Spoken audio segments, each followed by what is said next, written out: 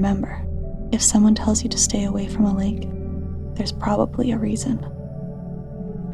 Arrowhead Lake, the ideal and picturesque image of an all-American, man-made lake. It's vast. Its waters are fresh, yet rarely cold, and brimming with fish. Like the other big man-made lakes, such as Norman, Harrington, or Thunderbird, Arrowhead had developed somewhat of a colorful cultural superstition. Everything from man-eating leeches with underbellies covered in fangs, capable of toppling over canoes, to catfish who grow to enormous size due to radiation leaking out from the nearby plant.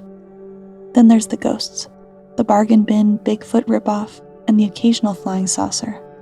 But none of those things have ever really held any place in my mind. Being your typical, conservative-raised, athletic type who loved fishing on the lake, I was immune to fears and warnings from the locals. I'd scoff whenever I'd hear old Mrs. Cutler telling people how her dog was snatched from the shoreline by Black, the giant man-eating leech with an underbelly covered in teeth. Furthermore, I made it my mission to humiliate and ridicule my peers who had a tale about a cousin who was eaten or drowned by something under the surface. In other words, I was a bit of an ass. In my defense, I had never seen anything to suggest my version of the world was wrong. I had lived on the lake, went fishing with my grandpa throughout my childhood, before his boating accident, and I had become convinced that there wasn't anything to be afraid of. I was wrong. There is something in that lake. In truth, it's the reason I'm sharing this story. Partly to see if anyone else encountered what I saw, partly to warn people to stay away, and also partly as a form of therapy, to help me come to terms with what I experienced. Firstly, we need some context for my encounter, and I think it all began after high school. You see, growing up on the lake, there were few jobs for those of us who dived out of school with barely any idea of what to do next. It was either work in the power plant or work on the lake, so I combined the two and made it my mission to get some more grades and more training under my belt, and then come back to work as an underwater engineer. I was excited at the thought of fixing the dam and repairing the plant's coolant tunnels, where the lake's water was pulled in and used to keep the reactors safe. Mostly, I was just curious to see what actually was down there, below the still surface of Arrowhead. The first person I told was my grandpa, but uncharacteristically, he was far from enthusiastic, and made a point of telling me in a tone I had never known he possessed, to stay out of the lake. Naturally, I laughed it off, telling him I was shocked he believed Mrs. Cutler's old fishwife tales of man-eating leeches and child-drowning catfish.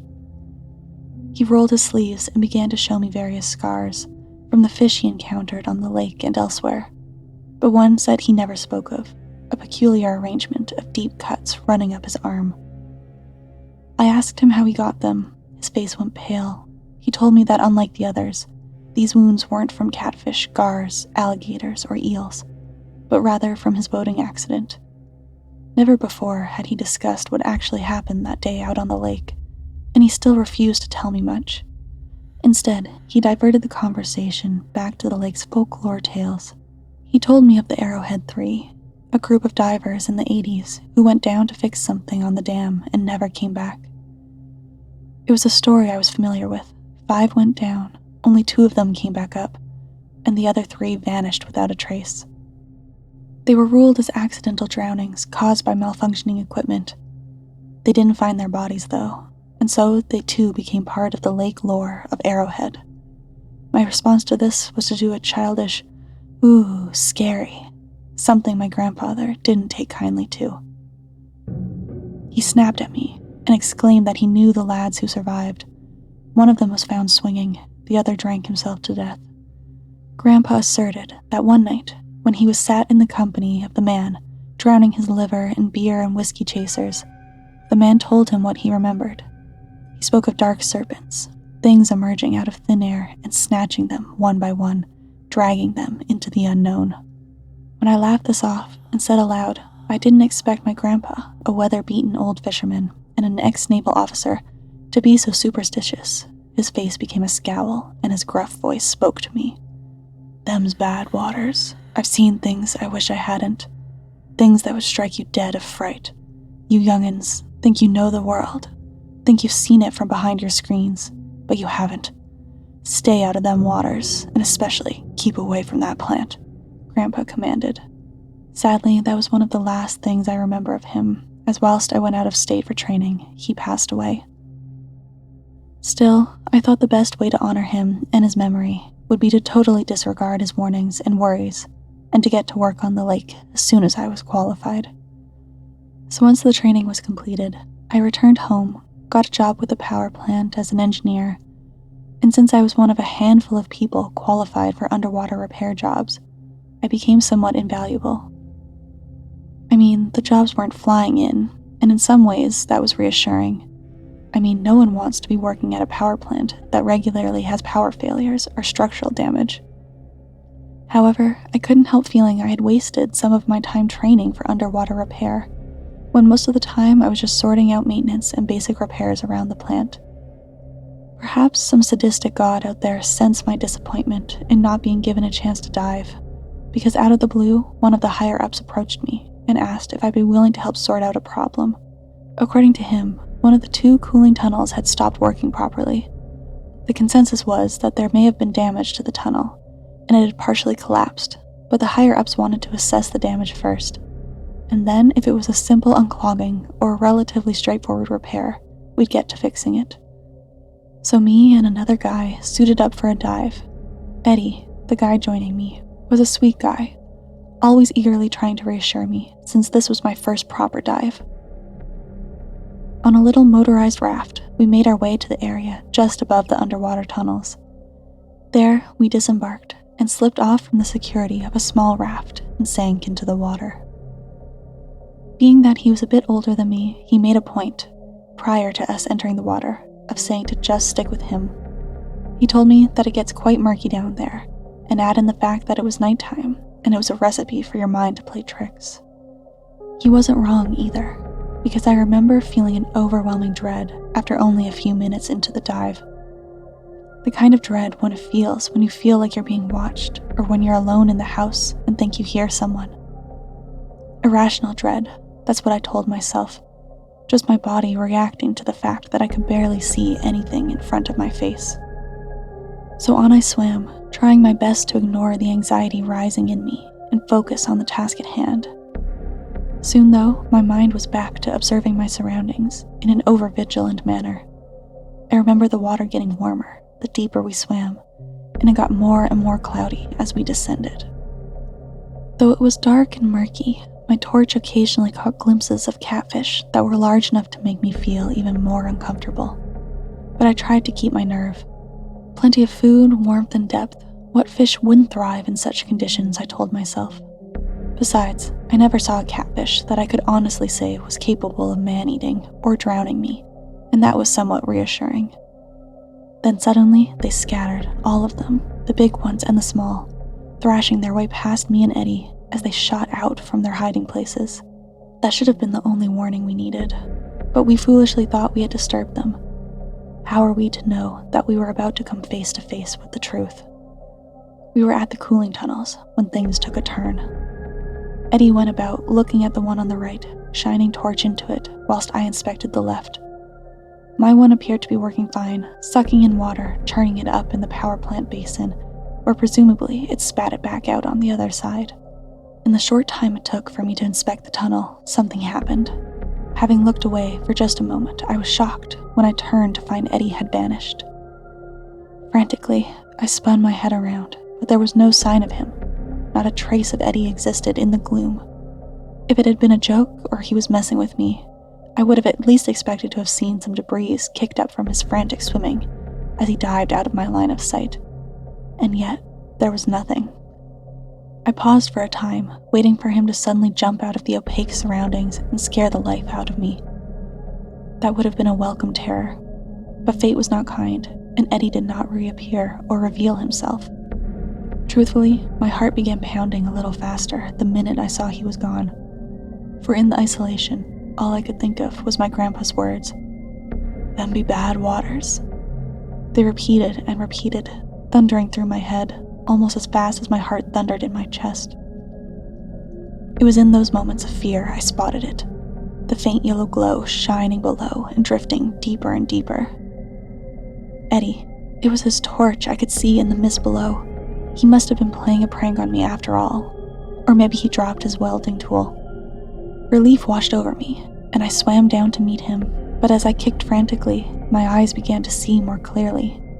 The light ahead of me was his torch, that much was true, but Eddie wasn't holding it. Instead, it was just sinking down to the depths of the lake, adrift and abandoned, not unlike myself. Concerned for my colleague's safety, I swam back up to the tunnels. I started worrying that maybe he was clearing out the debris in the blocked tunnel, and somehow it turned on and he got sucked in. I turned my torch on the tunnel entrance. It was wide enough to fit a truck through, and its gaping maw was dark and empty. Strange, because there didn't seem to be any structural damage. No sign of a blockage at all. It was just a void, a black void, so dark that even my torch's light couldn't penetrate it. Primal dread filled me as I looked into the silent and still shadows filling the opening. My courage and confidence were devoured by the darkness. It was all-consuming. I felt more lost than I ever felt before, as I floated in front of that coolant tunnel, staring into the abyss, hoping to see Eddie emerge from the void unharmed. Only it wasn't a void at all, and it was far from empty. For as my torch shined across the night-colored surface, it shimmered, stirred, squirmed even. Then, to my utter disbelief, an eye blinked open, an eye the size of a car tire. Fear struck me and sent me scrambling back for a second, and between the mist of panic bubbles streaming up around my goggles, I saw the enormous thing, slowly shifting in the tunnel.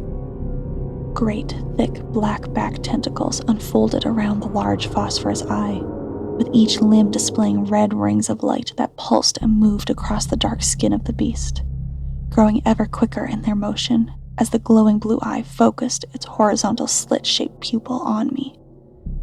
And as it saw me, I too saw it, saw the thing for what it was, and though my mind could not process the reality, I was sure of it.